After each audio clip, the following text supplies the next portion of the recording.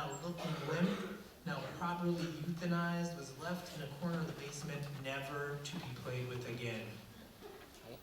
2 days later, the children began to plead, "Animal hospital, animal hospital," demanding to play the game again.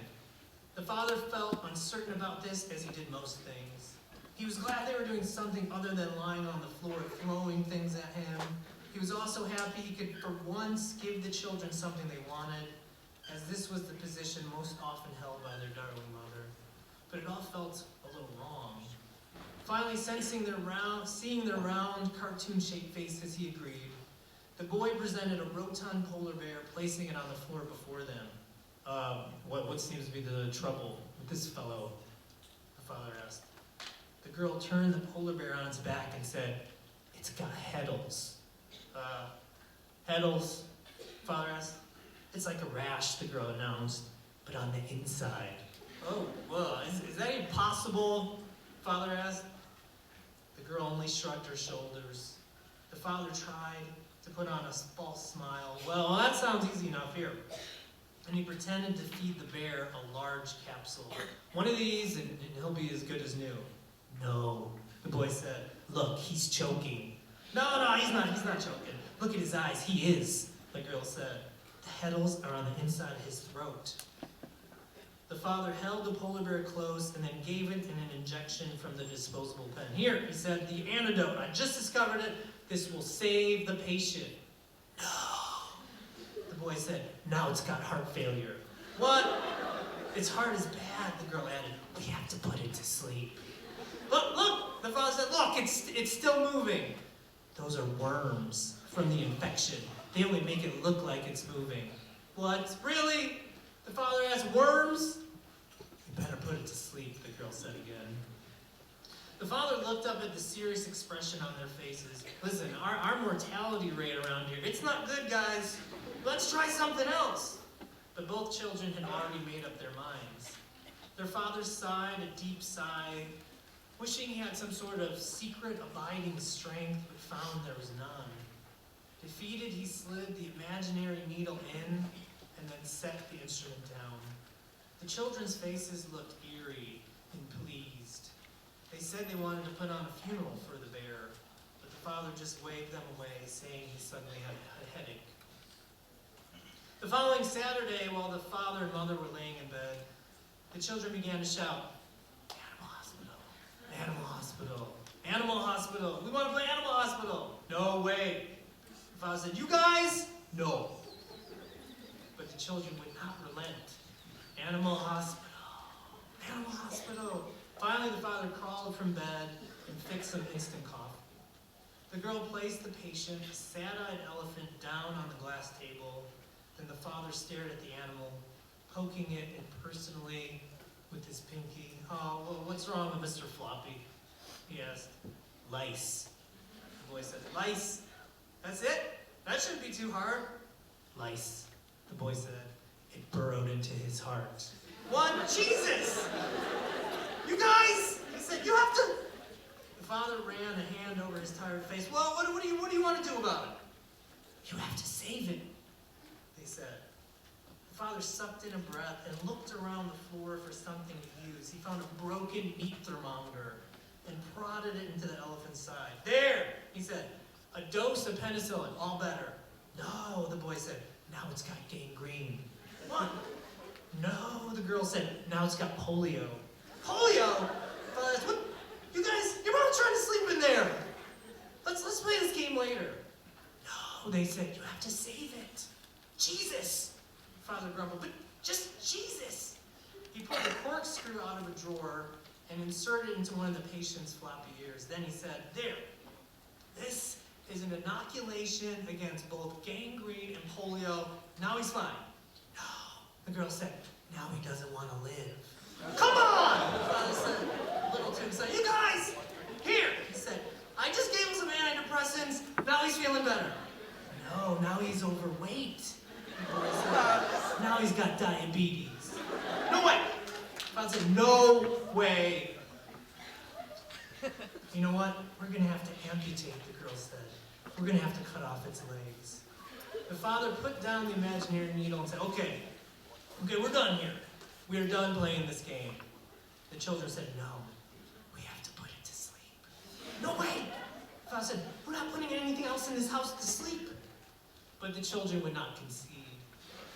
Their father thought that if he could only convince them of something, to get them to see that death was not the end, not the only answer, that they would come to understand something important, something necessary, something fiercely beautiful, but he did not know how to put any of these things into words. He thought about waking his wife, thought about asking her what he should do, but knew she would only give him a look of familiar disappointment. Animal hospital, animal hospital, animal hospital, the children were now chanting, animal hospital. He held the imaginary needle aloft, doing his best to think, once again, not knowing what to do. Thank you.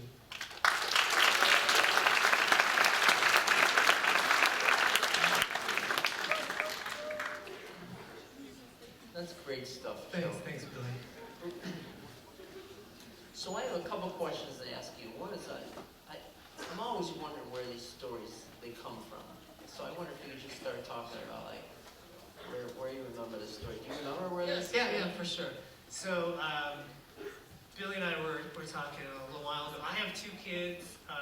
My daughter's 9 and my son is 6. And when our kids were younger, they kept lobbying us to try to get a pet. We tried to get a cat for a couple weeks. My wife was allergic. And then the saddest thing, we had to like give the cat back. Everyone was like crying. So then we tried to find lesser, more lame pets. Like, you know, there's like an aisle in the pet store where it says that, like, lame pets. Go by an aisle, you know, pets that don't excite. Pets, you know, pets for kids with high blood pressure. You know what I mean? Like a fish with one fin. It swims in a circle. Like, so we go to the sad, you know, then you're like, this is the kind of family we're gonna be. With the lame pet. People are gonna come to our house and see this lame pet and make judgments about us. You know what I mean? So we got a hamster. Which is like the perfect lame pet. You know what I mean? You never heard like an exciting story about a hamster. No one has ever said, oh, hey, we got this hamster. And then this great thing happened. You know what I mean? You're like, oh, we tried all these things. We made horrible life decisions. And then we got a hamster. Things aren't going well at home. So we got a hamster because my wife's allergic, and it died. And I should have known, we got it from the pet store, and it was in its own cage. It's just in case you're interested in buying any kind of pet. If an animal's by itself in a cage, something's wrong with it. They don't put it there to be nice. You know what I mean? So it was like a geriatric hamster. It was like a retirement home for pets. And we got this one that was at the end of its life. So my son's 4, and it dies. And it became this huge, just this huge thing. How do you introduce the concept of death to a kid? You know, and we had lost my wife, her father had passed away when our kids were really little. They kind of missed understanding what was happening. And so it came out of that question of, as a parent, how do you approach introducing this concept? And then what happened afterwards is they just kind of became fascinated by, like, what got this? Or they had all these questions. And then as a parent, you quickly realize, oh, you don't have any answers. You had thought all along adults had all these answers, and you have less answers than the kid asking the question. And as a parent, I constantly feel outgunned. You know, I feel like I'm just having to fabricate things. And I don't think I've ever read a story where how terrifying that feeling is of not knowing. You know, like when I was a kid, I remember feeling, when I was a teenager, not knowing. You read a story at the lesson where you're trying to figure out the world, and I thought you would get to like 30, and you're like, oh, okay, that all adds up. And it actually tilted the other way, to where I know less now. You know what I mean? I don't know how to text. Do you know what I mean? Like, I can text and then it's a mess. Like, my kid's 9. And she's like, oh, you just do this, Dad. Press this microphone. It's like, how do you get the pictures on the text? She's like, emojis. And so just like, I missed my window, Billy. Like I understood the world for like 6 months, 10 years ago. And then the window closed. And now I know less than my 9-year-old. You know, and so just that terror. And then still having to pretend like, oh, I know, let me explain this to my kid. So it comes out of that tension of, I thought I would outgrow that feeling of uncertainty, and it hasn't happened yet. So the story begins with this idea that you want, like an idea that you want to talk about? It begins with a personal problem that I have in my life, that like, oh my gosh, there's this thing, and how do you talk about death with your kid? Do they understand it? And so it comes out of that, my lack of adequacy in being able to answer life's bigger questions. Yeah. And so you start writing, you're like, here's this thing, I don't know if I said the right thing to him. And then you start inventing stuff, you're like, yeah, there's a heaven for hamsters. Right. And then you're like, well, what? That sounds like a terrible idea. What would they do all day, these hamsters? You know what I mean? Yeah. And so then you're manufacturing, you're like, oh, I'm just painting myself in a corner here. Yeah. I wonder if you could, you have this great sense of humor just as a human being. And there's some things in your story, I just don't find a lot of things in some stories that actually make me laugh. But there are a lot of things in your stories that make me laugh. And a lot of times because I'm reading hundreds of stories from kids all around the world, and from my own students, and so often when they try to do something funny, it doesn't work, or they think that you could be funny like all throughout a story, and it's gonna work. And even sometimes when they read each other, they're like, oh, that was funny, that was awesome, the kid farts and he belches, and it's like perfect timing. And I feel like it's really hard to do humor sometimes. Like, do you feel that there are sort of rules for working humor into your stories? I think that's a great question. I think my favorite stories are ones that are sad and tragic, and then there are these moments of humor throughout. Because I think they give you release, or they give you a different tone. And I think when something starts off and tries to be funny from the beginning, it's rarely able to sustain that over. And there's TV shows like that, or there's films like that. And if they're all funny and funny from the beginning, it's hard to carry that through the whole story. And the writers that I always love, the TV shows that I love, even the stand-up comedians that I love, are ones that balance that. There's a dynamic between, here's something that's really painfully true, and then here's something that's funny. And usually it's funny because it's absurd. It's something that no one would actually say at the time. You know what I mean? So you're laughing at the juxtaposition of that. But you're also laughing because it's true. Like my kids, now they might talk in some of those ways. You know what I mean? But the humor is that it's actually true. You're laughing at something, you're like, oh yeah, that actually happened. And then a lot of repetition. Like basic rule of comedy is you say something, you say it again, you say it a third time, and it's a callback, and then there's a repetition to that. And so much of that story, there's just lots and lots and lots of repetition. Right. So it's repetition not just in the animal hospital, but in the actual syntax or the structure of a sentence, but it's the story idea, and that this is the third time they're playing this game. Right, and the dad says this, he says something, and then they say something ridiculous, and then he says something again, and they say something even more ridiculous. Yeah. And so it's just like, you're trying to one-up.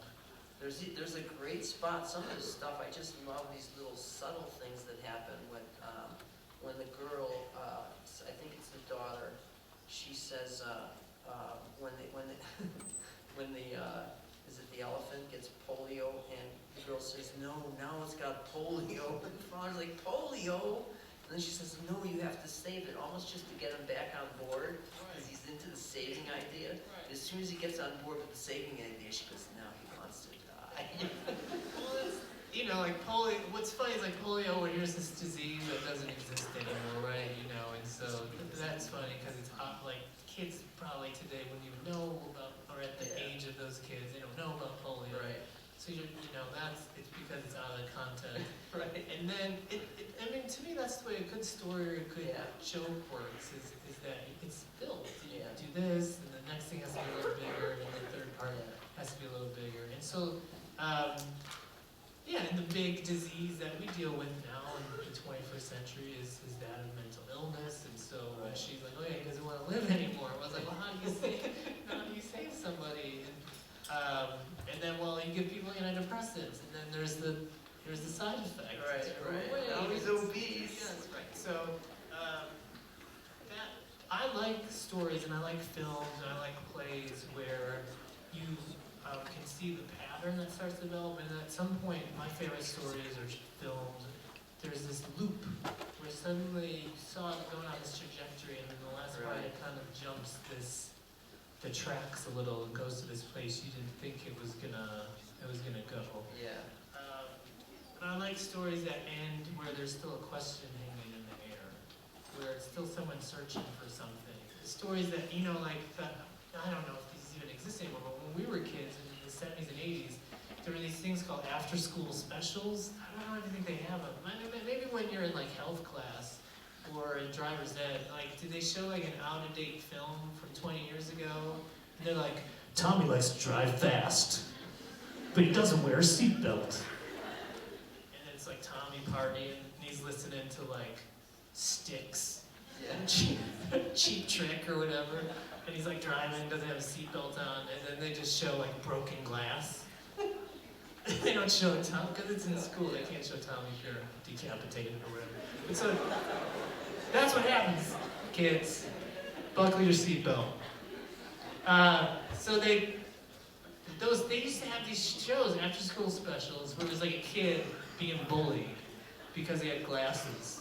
You know what I mean? And he'd be like, I got these glasses. And then there'd be a big bully, he'd be like, nice glasses. And then he'd sit down at school to eat, and some other kids wouldn't sit with him because he had glasses. And then he'd go through these trials, and at the end, everything would work out. And the bully'd be like, I'm sorry for making fun of you. And then he'd take some glasses out of his pocket and put them on. And they'd high five. Freeze frame. Freeze frame. And then like some music. And so at some point you realize, like, well, life doesn't actually work like that. Nobody high fives ever. And then nobody high fives and then has a freeze frame. And no bullies wear glasses. You know? So like, those stories where everything is solved by the end, and the big problem that the character's facing is resolved by the end, those always felt false to me. You know, that you start with a problem and you come to some brief resolution before some other problem starts. And those are the stories that have always kind of meant the most, the films and short stories and novels, where this character solves this problem and a new problem kind of unfolds at the end. Yeah. So I want to talk a little bit about this, because I don't know how much you, like where kids are at when you're teaching them. I don't know how much they already know, but the kids that I'm teaching, I'm telling them things for the first time. And I was writing a lecture on openings in fiction, and I asked a bunch of people to send me their favorite openings of all time. And I looked up some other files, and I got this file of 158 first lines of novels and stories, and 3 of them are dialogue. And so, out of 158, 3 of them are dialogue. These are like great openings of novels or whatever.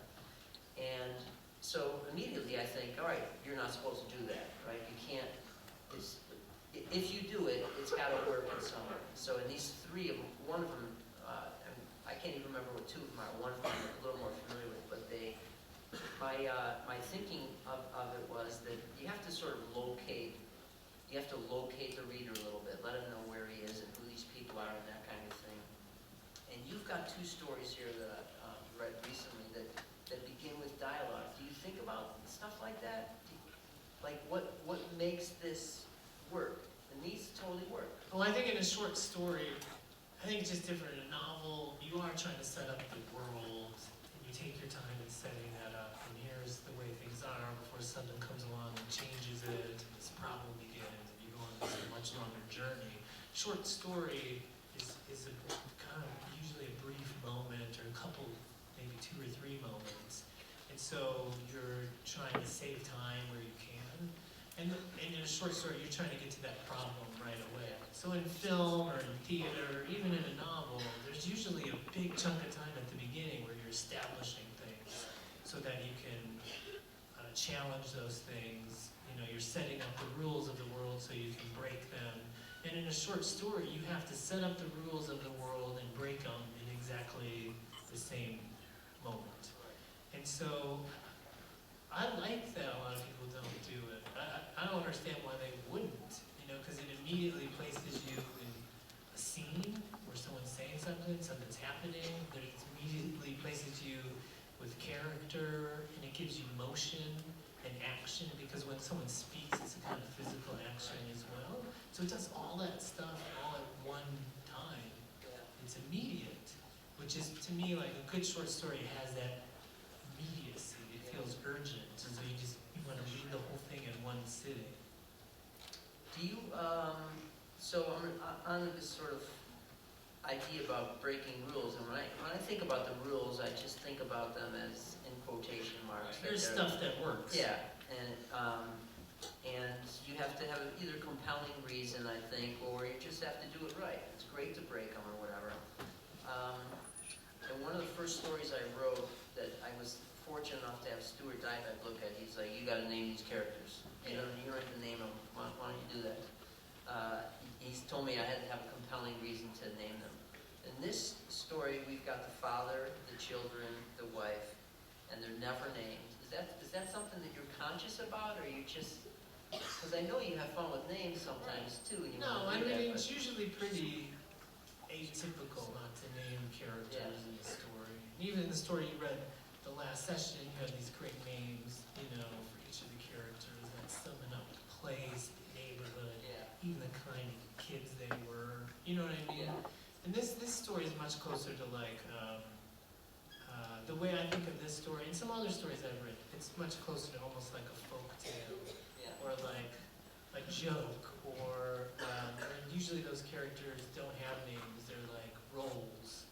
There's like the thief, and the princess, and the witch, and the king, and that was just the intent of the story, you know, in that it's much more abstract, and so that's why they don't have specific names, you know, so that you're really just forced to deal with the events that are happening and less on what's actually happening with the characters. You know, in the way that, like in a folk tale or myth story, the character that you're supposed to sympathize with, they're at the whim of these forces. And in this story, it's like this father being terrorized by these 2 kids. Because they're terrifying. You know, maybe, I don't know, it's Friday, but maybe just go home today and just say, Mom, Dad, or whoever is raising you, just say sorry for being so terrified. Because they're terrified. I'm just terrified of my children. I love them deeply. I love them. You know what I mean? But they're terrifying. My son had a fever yesterday. And I know, like, he's not going to die. But part of me is like, he might die. You know, like, really, genuinely, you're like, there's no reason he would suddenly die. It's just a fever. But in your heart, you're like, oh, he could die any minute. Better go peek in on him. He's 6. He's like almost old enough to smoke. And you're like peeking in on him. And so it's terrifying. It's a constant state of terror. You know, you have 2 kids, and even they're grown people. And they're I'm still terrified. Oh, it's still terrifying. Yeah. There was one time I was in the car with my son. It was a February day. It was a gorgeous day. He's 5 or 6 years old. He's in the car. He just starts crying because of how beautiful it was outside. He's crying, and I was like, Kane, what's wrong? He was afraid. He said the summer's going to end. I was like, Kane, it's February. A couple more months. But then you're like, what's the world gonna do to this kid? And I had no answer for him. I'm like, I can't just say, Kane, it's February. This is just like a freaky warm day. Yeah. It's still gonna get cold. We might have a snowstorm still. Nothing could help. No. You can't be. could not be made happen. No. It's terrifying. Yeah. So I wanted to pass that terror on to people who read, so they could feel my pain. How are we doing here? Okay, Okay. beautiful. Well, let me take a few minutes. You got one of the best writers, maybe the best writer in Chicago. I'm not kidding you. Look at all the Chicago writers. Joe Mino is like one of the best. And you have an opportunity to ask him questions. And I would love to hear from you if you want a question. If you have a question. Yes. Yes, and then you. Okay. That's a great question. We've talked about this a bit. So I think the best thing you could do if you're interested in any kind of art making, or just anything, is that recognize it's just practice. You know, and to write that story, it's only a couple pages, but I'm going to write a bunch of pages that don't make the final draft. And the more you do it, you know, frequently, each day or a couple days a week, the easier it becomes and the less precious you are. Like, and I just don't believe in the idea of writer's block. Like, if you just say, no, that's not going to be a thing, and I'm going to sit down and write, that doesn't mean every time you sit down to write, it's magic. In fact, 9 times out of 10, it's not magic. You sit down and write, and you're like, this is not working. Or I have this idea, but it's coming out lopsided. And if you can accept that feeling of being a little bit uncomfortable and know, well, I'm just going to try to get this down on the page, and then I'm going to come back to it and fix it and shape it. And that's, to me, what makes it, it makes it easier to live with that uncertainty or doubt, you know, is that I don't have to get it right the first time. I just have to get something down. And the next day I'm going to come back and try to fix it. And the day after that. And so that takes a lot of the pressure off. And the other thing is, like a writer, you know, if you have friends who are musicians or filmmakers or like a friend who's a dancer, like if they want to experiment with something, we have to like rent a stage, go get a bunch of gear. Like as a writer, you just have the blank page and there's no reason not to experiment. So to me, it's just, you have to lower the expectation and say, you're gonna fail. Most of what you do, as any kind of writer, just a person in the world, you're gonna try something that didn't work, and it didn't work, and it didn't work, and then this time, okay, this is what I want it to be, and be open to that, that possibility of, and to actually enjoy it, and say like, okay, I don't have to get this right every time. Do you have something to add? I think for me, plot is always the toughest thing. And if I got these ideas, when I have to, it's not so much writer's block, because I know I could go on to a different area, a different scene. I can always do that, and I've got a bunch of different projects I'm always working on. But sometimes when I feel like I need to get something done, and I have to put my pencil down, it's just because I have to go somewhere and I have to think about plot. And because it's just not the thing that comes that naturally to me. Well, it's artificial, right? You're like, I got these characters, I have these things, now I need to put something on top of this to pull them together. You know, but it's just, again, it's, you know, okay, I'll try it this way, no, it didn't work, and you save it as a file, put it over here, and try it another way, you know. And so much, it took me a long time as a writer to realize, like, oh, nobody sits down and writes a book from beginning to end. Nobody sits down and writes it in one sitting. It's all these small pieces that accumulate into this one experience, but it's all these small broken pieces where people got it wrong and then they slowly pulled it together. Someone else had their hand up. Yes. Here? Oh, I was taking some notes. Like Joe's, he's a teacher and he's just sort of he's been at this for a long time. I'm older, but he's been at it for a much longer time, and I hardly ever have a writer come by where I'm not sort of taking notes. And I'm also teaching about stuff, and so I've been telling my students all along, you can't begin, this is one of the rules, don't begin a story with dialogue. And he's done it in 2 of these last stories of his that I've read, and it absolutely works. And so I'm trying to figure out language for when to tell people that they could break the rule and that kind of thing. But that's most of the stuff I'm like. Also, he made some changes from this version that I had, and that fascinates me too, like the one word that'll, and I'm not sure if it's because he's reading for sound now, that he's changed it just while he was up there, or if he's made it so I kind of make those changes. I'm fascinated with revision. have time maybe for one more. Someone have their hand up over here. Oh, go ahead.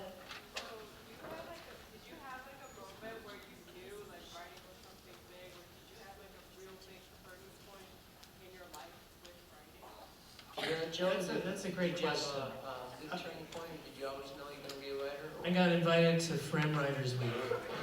No, I gotta clap it up. You gotta clap it up.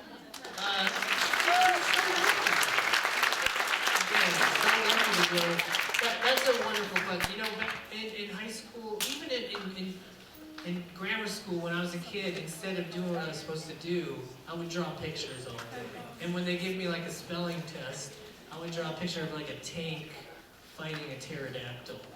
And so at an early age, I just had an interest in story. That was the way, before I really knew how to write and had a command of some language, that I would draw all the time. And then in high school, I read a lot and loved film and music. And so I knew from the time I was probably a sophomore in high school, this is the thing that helps me understand the way the world works. It gives me pleasure, and it gives me a sense of control, writing stories about imaginary people.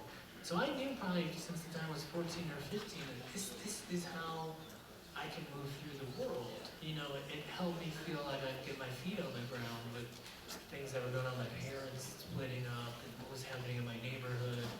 And I still to this day feel so lucky to fallen in love with something at that age and have been able to commit myself to it in that way. And I think so many of you in this room probably know that feeling. You probably recognize that now, like, I'm in love with this thing.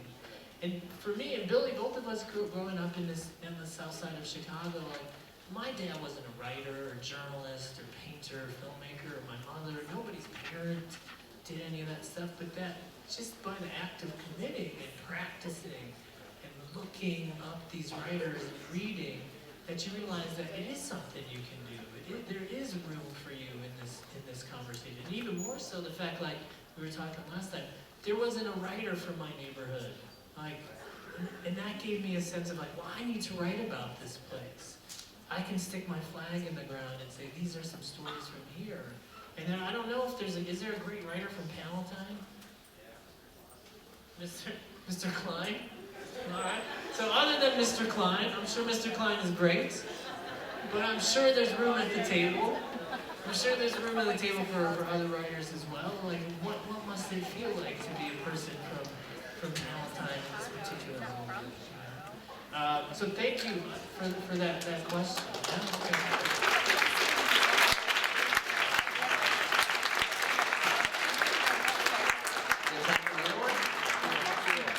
Time for a couple more. Or you're just kind of... I don't even know a dad joke. I think it's just dad. I think that's just it. You just like walk around as a joke, people laugh at you. It's true, that's in my house.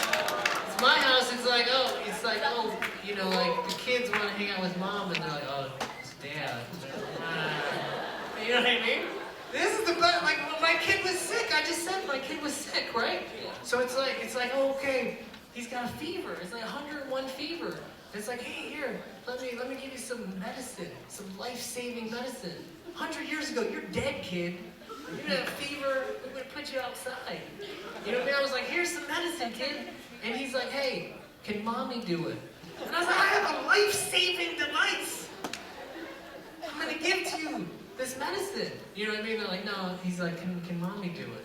And it's like, is she gonna hand it to you in a different way? Does she hand things better to you? Because I want to study that. It's just because she smells better, she's pretty. You know what I mean? So the dad joke is literally just dad shows up. Like, man. This is theme music. Wah, wah. I got medicine. Wah, wah. So you're like that annoying neighbor on a sitcom. But it's your house, and you live there. And they're like, oh, it's dad. So that's my dad joke. Maybe one more, Billy, or this gentleman.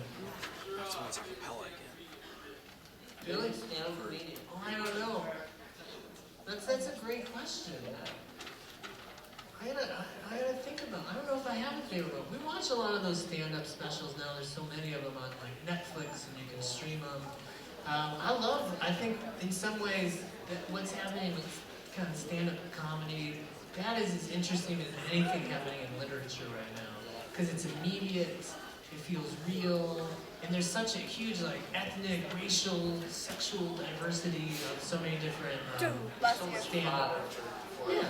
This is the easiest time ever for Saturday Night Live people. Yes, right now. Yeah, they just show up at work. They don't have to do any work. I like Jim Gaffigan. I like Jim Gaffigan. Jim Gaffigan's great. Aziz Ansari's Oh. wonderful, right? We're good. It's descending into chaos. They're starting to get moving now. Thank you very much, you All right, guys. well, thank you so much,